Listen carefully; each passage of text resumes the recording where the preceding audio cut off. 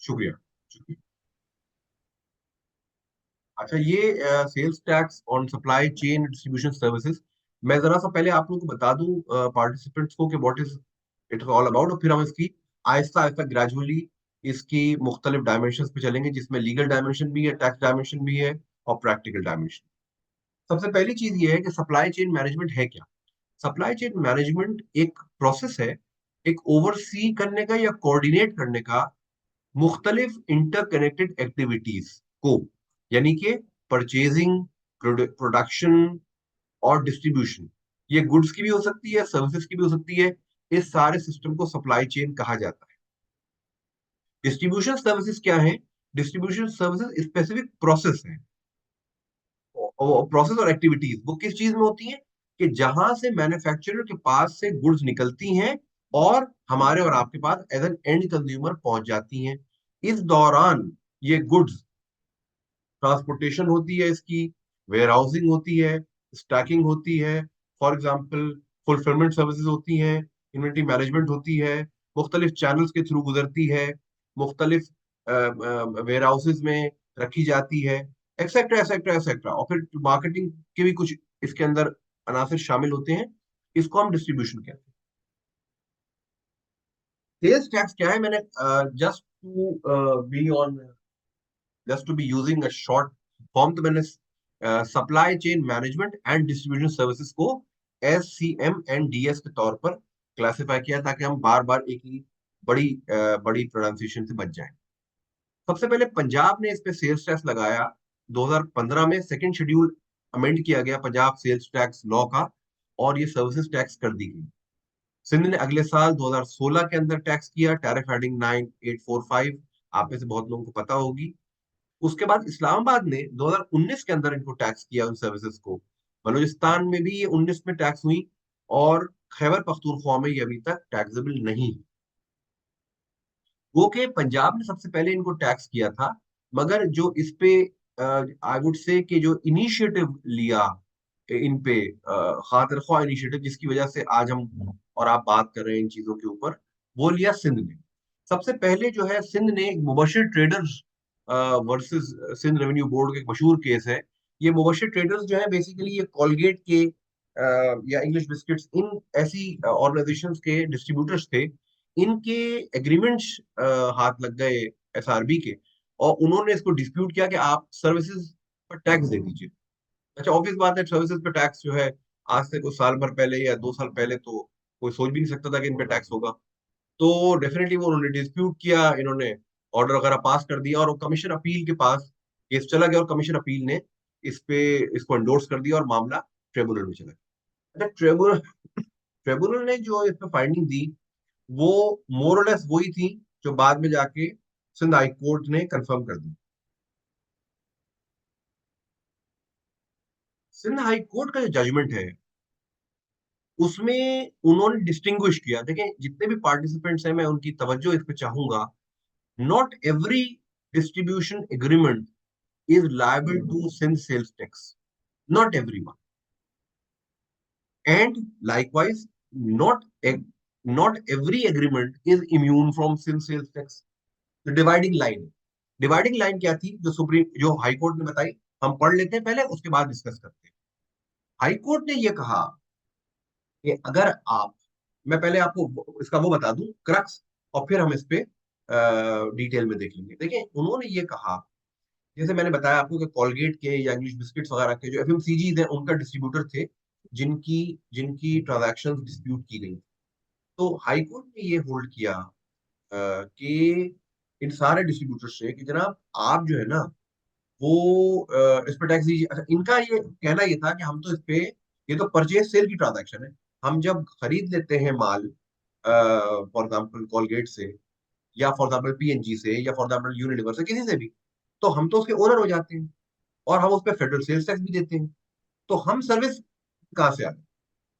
तो high court ने ये होल्ड किया कि चूंकि आप अ, बहुत सारे केवियट्स, बहुत सारी स्टिपुलेशंस, बहुत सारे क्लॉजेस के तहत आप बंधे हुए हैं, you are not an independent person with respect to the goods that you are purchasing, that you have purchased and you intend to supply. इस वजह से आप सर्विस प्रोवाइडर हैं और आप डिस्ट्रीब्यूशन सर्विसेज दे रहे हैं, सप्लाई चेन मैनेजमेंट कर रहे हैं, इंस्टेड के आप ओपनली मतलब जैसे इंडिपेंडेंट डिस्ट्रीब्यूटर है। और उसकी तावील उन्होंने क्या दी? कि तावील उन्होंने ये दी कि देखिए जी, आप जो जब ये गुड्स उठाते हैं प्रिंसिपल के पास से, उसके बाद प्रिंसिपल ये बताता है आपको कि आपने ये गुड्स किस इलाके में बेचनी है। फॉर एग्जाम्पल अगर हम कराची की बात करें, तो आप कराची में आपने तारिक रोड का एरिया देना है, मिस्टर बी को उन्होंने कह दिया कि जी आपने सदर में जाना है, मिस्टर सी को कह दिया उन्होंने कि जी आपने गुलशन में जाना है, सी डी को उन्होंने कह दिया लाहौर में जाना है, एक्सेट्रा एक्सेट्रा। तो आप सबसे पहले तो आपकी ये बाउंड्री तय कर दी प्रिंसिपल ने कि आपको एक एरिया स्पेसिफाई कर दिया कि आप उस एरिया से बाहर नहीं जा सकते डिस्ट्रीब्यूशन के लिए। नंबर टू, उन्होंने कहा कि आपको ये वो बात वो करते हैं, लिमिट करते हैं मैन्युफैक्चरर्स कि आप अ, जो भी मार्केटिंग स्ट्रेटजीज होंगी, फॉर एग्जांपल कल को यूनिलीवर ने कह दिया कि जी हम शैम्पू के ऊपर 1+1 की स्कीम चला रहे हैं, 2+1 की स्कीम चला रहे हैं, या दो शैम्पूज के ऊपर एक हम लक्स दे रहे हैं, एक्सेट्रा एक्सेट्रा। आप इसको फॉलो करने की भी पाबंद होते हैं। आप इसको फॉलो करने की भी पाबंद होते हैं कि आपको जो इन्वेंट्री मैनेजमेंट है, आपको इतना माल खरीदना है, इतना नहीं खरीदना है, इतना स्टॉक आपने मेंटेन करना है, आपने इन्वेंट्री ऑडिट्स भी करवाने हैं। तो मुख्तलिफ जाविये ऐसे हैं एग्रीमेंट्स के जिससे जिससे ये लगता है, जो हाई कोर्ट ने होल्ड किया, कि आप एक इंडिपेंडेंट डिस्ट्रीब्यूटर नहीं है। इंडिपेंडेंट डिस्ट्रीब्यूटर अगर आप होते, तो आप जिस वक्त आपने ये गुड्स खरीदी थी from the principal's warehouse और फैक्ट्री, उसके बाद प्रिंसिपल का अमल दखल खत्म हो चुका हो। यानी कि आप उन गुड्स को कराची में, पाकिस्तान में कहीं भी बेच देते, नहीं बेचते, आप उन्हें फ्री में बांट देते, उसकी कोई भी प्राइस मेंटेन कर लेते, ये सब आपके आपके हाथ में होता। तो आप चूंकि ये सारी चीजें नहीं कर सकते हैं, ना प्राइस भी आपके हाथ में नहीं है, इसलिए ये एग्रीमेंट जो है ना, बेसिकली एक सर्विस नेचर का है, ना कि आउटराइट परचेज का। अब मैं आपको बताता हूं कि उन्होंने होल्ड क्या किया, ताकि बहुत सारे पार्टिसिपेंट इस चीज को समझ लें। Then the High Court has held the nature of transaction of sale or purchase of goods between the manufacturer and distributors established through the distribution agreement। ये किस एग्रीमेंट की बात हो रही है? ये मुबशिर ट्रेडर के उस एग्रीमेंट की बात हो रही है जो कि खुद कॉलगेट का distributor. The distribution agreement aims to propel a service performed by the distributors which could fall under the head of supply chain management distribution, including duty services, and exposed to sales for the basis on the basis of the following. Number one, even after recovering full and final payment for the goods and surrendering possession of subject goods, the manufacturers retain right to check that the distributors had sufficient resources for resale। ये बिल्कुल manufacturers अक्सर करते हैं, FMCGs के distributors को ये पाबंद किया जाता है कि वो ये सर्टिफाई करें, ये चेक करें कि जी आपके पास ये रिसोर्सेज है कि आप इनको रीसेल कर सकते हैं, आपके पास डिस्ट्रीब्यूशन चैनल्स हैं, आपके पास स्टाफ है, आपके पास फॉर एग्जाम्पल टेक्नोलॉजी सपोर्ट है, etcetera etcetera. Number two, the distributors are bound to make endeavors to promote and increase sales of product and to maintain reasonably adequate stock of the goods to ensure prompt deliveries to customers and be vigilant to look for potential customers। ये भी काम होता है आपका कि आप माल भी बेचेंगे, सेल्स को भी बढ़ाएंगे, और नए कस्टमर्स को भी आप टैप करने की कोशिश करेंगे। तो ये भी जिम्मेदारी है ऑन बिहाफ ऑफ मैन्युफैक्चरर, आप कर रहे होते हैं, ये भी सर्विस है। Even if it is considered that on full payment of consideration by the distributors, the goods become their property and ownership along with risk and reward is transferred to them, the distribution agreement restricts the distribution from exercising full control over the goods, since they are bound by further instructions of manufacturers which do not relate to warranty or after sales service। ये भी again वही बात है कि आपको मुख्तलिफ जावियों से मुख्तलिफ क्लॉजेज ऑफ द एग्रीमेंट के तहत कंडीशनैलिटीज को मीट करना जरूरी होता है। इस वजह से ट्रिब्यूनल ने पहले होल्ड किया था, और इसी चीज को हाई कोर्ट ने एंडोर्स कर दिया, और फाइनली सुप्रीम कोर्ट ने इसको जनवरी 2024 में होल्ड कर दिया कि हाई कोर्ट का फैसला ठीक है, और अब ये लॉ ऑफ द लैंड बन। अब इम्पैक्ट क्या है? इम्पैक्ट ये है, अगर मैं बात कर रहा हूँ सिर्फ और सिर्फ एकेडमिक इम्पैक्ट की, प्रैक्टिकल पे आते हैं। एसआरबी ने नोटिस इशू करने शुरू कर दिए कि चूंकि ये केस जो है जुलाई 2016 ऑनवर्ड से पेंडिंग है, इसे 2016 ऑनवर्ड से आपने रजिस्ट्रेशन भी लेनी है और आपने पैसे भी दे देने हैं। जैसे ये पता लगा डिस्ट्रीब्यूटर्स ने कि ये सुप्रीम कोर्ट का फैसला खिलाफ आ गया है, तो डिस्ट्रीब्यूटर्स ने एसआरबी को से एंगेजमेंट ले ली और कोशिश ये की डिस्ट्रीब्यूटर्स ने थ्रू देयर एसोसिएशन कि कोई एक विन विन हाइब्रिड मॉडल निकाल लिया जाए। और लॉन्ग स्टोरी शॉर्ट, फाइनली ये एक कंसेंसस के साथ एक एग्रीमेंट हो गया और उसके बाद एसआरबी ने उसको कानूनी दर्जा दे दिया। रूल 42M इशू कर दिया गया, जिसमें ये कहा गया है कि अगर फॉर एग्जाम्पल डिस्ट्रीब्यूटर को 20% का डिस्काउंट मिलता है, यानी कि मैन्युफैक्चरर कोई गुड्स जो कि 100 रुपए की है, फॉर एग्जाम्पल वो 80 रुपए की डिस्ट्रीब्यूटर को बेचता है और 20 रुपए का मार्जिन है, तो उस 20 रुपए में ये तस्वुर किया जाएगा कि 8% जो है ना वो सर्विस का एलिमेंट है।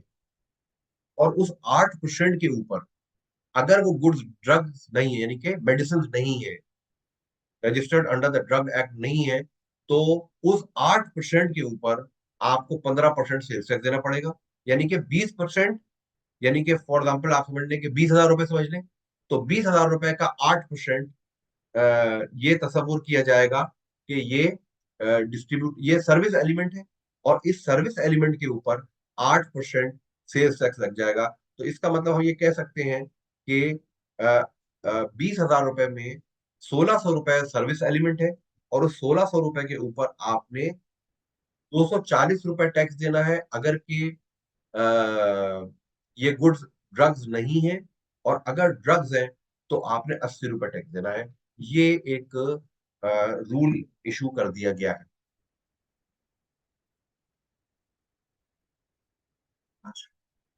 कंप्लायंस की सिचुएशन ये है कि अब जब ये हो गया है तो उसके बाद अब जो भी डिस्ट्रीब्यूटर्स हैं जो कि इस तरह की सर्विसेज दे रहे हैं, मैं फिर रिपीट कर रहा हूँ for the sake of repetition, कि हर एग्रीमेंट में सर्विस एलिमेंट नहीं है। जिन एग्रीमेंट्स में मैन्युफैक्चरर्स या एफएमसीजीज कोई ना कोई कंट्रोल रिटेन करते हैं over over the goods that have actually been sold out to the distributors, ये उन एग्रीमेंट्स की बात हो रही है। उसके अंदर आप टैक्स देना जरूरी है, पहले रजिस्ट्रेशन लेनी पड़ेगी, उसके बाद सेल्स इनवॉइस इशू करनी पड़ेगी मैन्युफैक्चरर को, और उसके बाद सेल्स टैक्स चार्ज करना पड़ेगा 42M के तहत, जो भी हमने देखा। और इसी तरीके से मैन्युफैक्चरर्स जो कि विदहोल्डिंग एजेंट है, वो सेल्स टैक्स विदहोल्ड भी करेंगे और उनको अपनी अपनी रिटर्न्स और अपनी विदहोल्डिंग स्टेटमेंट्स जमा करानी पड़ेंगी। अच्छा, अब हम आ जाते हैं actually what are the challenges. सबसे पहली चीज ये है कि एग्जांपल लेते हैं कि मैं डिस्ट्रीब्यूटर हूं और मैंने पीएनजी से 1 लाख रुपए का स्टॉक खरीदा है, और जिसमें फॉर एग्जाम्पल 20% हम मेरा मार्जिन भी। अब मैंने ये जो 20% का जो मेरा मार्जिन है, जिसके ऊपर 8% ये तस्वुर किया गया है कि ये इसमें सर्विस होगी और उसमें 15% टैक्स भी होगा, जो 1,600 रुपए में हमने देखा, उस 1,600 रुपए को देना कब? क्या मैं जिस वक्त परचेज करूंगा पीएनजी से उस वक्त दूंगा? क्या मैं जिस वक्त रिटर्न फाइल कर रहा हूँ उस वक्त ही टैक्स दूंगा? क्योंकि ये तो सब कुछ नोशनल है ना, एक्चुअल तो कुछ है नहीं, ये तो नोशनल बताया गया। तो एक्चुअली तो मैं टैक्स ना मैं सर्विस मतलब सर्विस की इनवॉइस भी नहीं करता हूँ एक्चुअली तो कुछ भी नहीं हो रहा, सिर्फ टैक्स का डिस्चार्ज करना। तो जो हमारी नजर में जिसको हमने पढ़ा है वो ये है कि चूंकि डिस्ट्रीब्यूशन सर्विसेज पर टैक्स लगाया गया है, मैं यानी कि जब मैं 80,000 की गुड खरीदूंगा तो मैं 80,000 का सेल्स टैक्स पीएनजी मुझे चार्ज करेगा, जो कि फेडरल सेल्स टैक्स है 18% का, बल्कि वो रिटेल प्राइस के ऊपर। और उसके बाद मैं जब ये जब ये गुड्स खरीद चुका हूं, तो चूंकि मैं उस एग्रीमेंट्स के तहत मुख्तलिफ सर्विसेज परफॉर्म कर रहा हूँ मैन्युफैक्चरर के लिए, इसलिए मैन्युफैक्चरर को मैं 8% के मार्जिन के ऊपर 15% की इनवॉइस भी करूंगा। अब ये इनवॉइस मैं किस वक्त करूंगा, ये सवाल है। क्योंकि हमने ये समझा है कि डिस्ट्रीब्यूशन सर्विसेज पर टैक्स है, और डिस्ट्रीब्यूशन सर्विसेज जर्नली उस वक्त से शुरू होती हैं जब से मैंने गुड्स खरीदी हैं और उस वक्त तक रहती हैं जब तक मैं ये गुड्स बेचूंगा एक्चुअली। तो इसलिए हमारी दानिश में ये टैक्स लायबिलिटी मैं उस वक्त पे करूंगा जब ये गुड्स मेरे हाथ से फर्दर सेल हो जाएंगी। लॉ इस पे साइलेंट है, लॉ ने ये नहीं बताया, बट हमारी अंडरस्टैंडिंग ये है कि I will pay the tax to SRB, मैं वो रेस करूंगा इनवॉइस टू द मैन्युफैक्चरर जब ये मैं गुड्स बेच चुका हूं। तो उस वक्त मैं अगेन वही 15% की इनवॉइस करूंगा और नोशनल इनवॉइस होगी, और आप फिर उसके ऊपर मैन्युफैक्चरर विड्रॉल भी करें। अच्छा, एक चीज इसमें इंपॉर्टेंट है, वो ये है कि अगर लीगली स्पीकिंग देखा जाए तो ये 2016 से लाइबिलिटी मेरी स्टैंड करती है। 2016 से क्यों स्टैंड करती है? क्योंकि ये जो पहला नोटिस निकला था वो 2016 में था, और बेसिकली ये टैक्स जिसको कहते हैं कि जब ये होल्ड कर दिया अब सुप्रीम कोर्ट ने भी कि ये टैक्स बिल्कुल ठीक है, वैलिड टैक्स है, तो इसका मतलब ये तो उसी दिन से लागू होगा, पेबल होगा जिस दिन से ये लॉ में आया। अब एक बात ये है, और इसी तरह एसआरबी ने कुछ जगहों पर 2016 के नोटिस भी इशू किए। अच्छा, इसका एक तो लीगल जिसको कहते हैं कि जवाब, एक जवाब ये है कि रूल्स जो इसके आए हैं वो जून 2024 में आए, आफ्टर जो मैंने आपको बताया कि after the negotiations were successful between the two sides, उसके बाद सुप्रीम कोर्ट के जजमेंट के बाद नेगोशिएशन हुए और उसके बाद ये लॉ आया। तो लॉ जब जून 2024 में आया है तो मैं 2016 पे कैसे दे सकता था, तो देयर वाज नो फ्रेमवर्क। मगर इसका दूसरा हल ये है, वो ये है कि एक वर्बल एग्रीमेंट हो चुका है between SRB and the distributors. जब ये लॉ बन रहा था तो उसका वर्बल एग्रीमेंट हो चुका था। एसआरबी ने कहा था कि हम पिछले सालों को नहीं छूएंगे, और ये वर्बल एग्रीमेंट था। ऑब्वियस बात है, आपको पता है कि वो लॉ में लिख के नहीं दे सकते, but the good news is that they are still adhering to their verbal agreement. उन्होंने ये कहा है कि जी हम बात पर कायम है कि जी हम पिछला नहीं छुएंगे। तो पिछला हम आपसे पिछली कोई डिमांड नहीं कर रहे हैं। जिस जगह उन्होंने डिमांड की थी वो जनरली किसी कंफ्यूजन की वजह से थी, मगर उन्होंने इस पे टैक्स नहीं मांगा है जिस पे वो लीगली मांग सकते। दूसरी बात इंपॉर्टेंट है, वो ये है जो प्रैक्टिकली हमें चैलेंज नजर आता है, वो ये है कि चूंकि सप्लाई चेन मैनेजमेंट डिस्ट्रीब्यूशन की कोई स्पेसिफिक डेफिनेशन नहीं दी गई है, तो हमें लगता है यह है कि इसकी जो इम्प्लीकेशन है ना वो आगे तक चली जाएंगी। फॉर एग्जाम्पल, रिटेलर तक, डीलर तक, होलसेलर तक, कि जो आज डिस्ट्रीब्यूटर को कहा जा रहा है टैक्स देने को, वो ही आप होलसेलर, रिटेलर, डीलर को कहा जा सकता है। मगर इसका सबसे बड़ा जो जिसको कहते हैं टूल होगा या जो डिसाइडिंग फैक्टर होगा वो होगा agreement. If there is an agreement between the manufacturer and the dealer, और फॉर एग्जांपल विद रिटेलर, अगर ऐसा कोई एग्रीमेंट है जो कि शायद नहीं जनरली होता है, उस सूरत में फिर ये एक्सटेंड हो सकता है, यही चीज जो है ना वो फिर आगे भी टैक्स में कन्वर्ट हो सकती है। दूसरी बात ये है कि एक ऐसे डिस्ट्रीब्यूटर जो कि ट्रांस प्रोविंशियल ऑपरेशन में, मतलब ये कि फॉर एग्जांपल वो सिंध से अलावा भी काम कर रहे हैं, नेशन वाइड डिस्ट्रीब्यूटर है, जो कराची में भी काम करता है, लाहौर में भी करता है, कोयटा में भी करता है, पेशावर में भी करता है, इस्लामाबाद में भी गाड़ियां जाती हैं, वो उसकी उसकी लाइबिलिटी कैसे डिस्चार्ज होगी ये देखना पड़ेगा। ये क्या ये हर सूबे में होगा या ये सिर्फ सिंध में चला जाएगा ओरिजिन की बेसिस पे, एक्सेट्रा। ये आपके सामने एक थोड़ा सा नोट कर दूं, ये है इलस्ट्रेशन, जिसमें आप देख सकते हैं कि अगर ये पहली लाइन जो है वो है नॉर्मल सप्लाईज यानी अदर देन फार्मा, और दूसरी में फार्मास्यूटिकल का जिक्र है। तो अगर के सिंध के अंदर आप देखिए कि एक्स वाई जेड जो प्रिंसिपल है, अ, उसको इनवॉइस करेगा डिस्ट्रीब्यूटर, 5 मिलियन की सप्लाई थी उसकी, अगर तो इस पे 8% का मार्जिन था, तो 4 लाख रुपए जो है ना वो नॉर्मल मार्जिन था उसका ओवरऑल बेसिस पे। इस 4 लाख में से कहा जाता है कि 8% सेल्स टैक्स यानी सर्विस का एलिमेंट भी इस 4 लाख, ओवरऑल जो 8% या 4 लाख का जो मार्जिन था उसके अंदर 8% सर्विस का एलिमेंट भी था, तो 32,000 रुपए जो है ना, वो सर्विस, वैल्यू ऑफ सर्विस निकल के आती है, जिसपे अगर 15% रेट अप्लाई करें तो 4,800 एट द रेट ऑफ 15% बन जाता है प्रोविंशियल सेल्स टैक्स। और अगर यही गुड्स जो है वो फार्मा है, तो फार्मा का रेट 5% है, तो उस केस में जो है वो वैल्यू ऑफ सर्विस तो वही 8% रहेगी, मगर टैक्स रेट जो है ना वो 5% के हिसाब से हो जाएगा, और 2,240 बन जाएगा in case of other than. तो ये बेसिकली ओवरऑल बेसिस पे वो था। अब हम देखते हैं कि पेमेंट किस तरीके से होगी आफ्टर विद होल्डिंग। तो आप देखेंगे कि दोनों दोनों आपके सामने 15% का रेट भी है और 5% का रेट भी है। ये डीम्ड सर्विस कंपोनेंट है, एक में 32,000, एक में 44,000। सेल्स टैक्स पेबल है, एक में 15% के हिसाब से, एक में 5% के हिसाब से। और इसी तरीके से सेल्स टैक्स की विथहोल्डिंग 20% होगी। तो अब डिस्ट्रीब्यूटर जो है ना, वो 35,000 रुपए उसको मिलेंगे। इसमें ऑब्वियस बात है, इनकम टैक्स इम्प्लीकेशन भी मौजूद होंगी, उसका हम जिक्र अभी नहीं कर रहे क्योंकि हमारा एक लॉन्ग टर्म, जिसे कहते हैं, डिबेटेबल है। So this basically brings an end to my presentation. I'll be happy to take questions from the participants if there are any.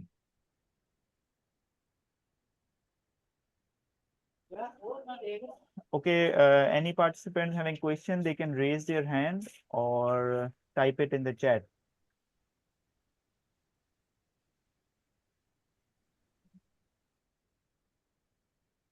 कितने हो गए अपने?